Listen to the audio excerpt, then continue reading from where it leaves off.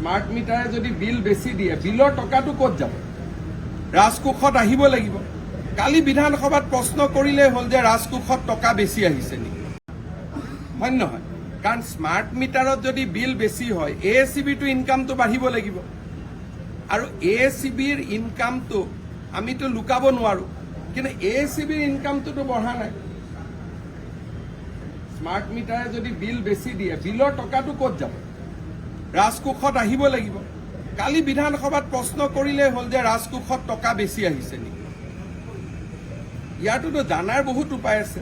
আৰু লগতে মই কৈছোঁ কি যে আমাৰ জুন জুলাই আগষ্ট ছেপ্টেম্বৰ মানুহৰ ঘৰত ইলেক্ট্ৰিচিটিৰ বিল বেছি আহে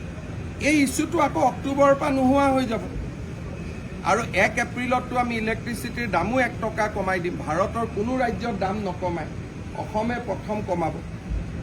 গতিকে তথাপিতো মই স্মাৰ্ট মিটাৰলৈ যুক্তি তৰ্কত নাযাওঁ অহাকালিৰ ভিতৰত আপোনালোকে মোক জনাই দিব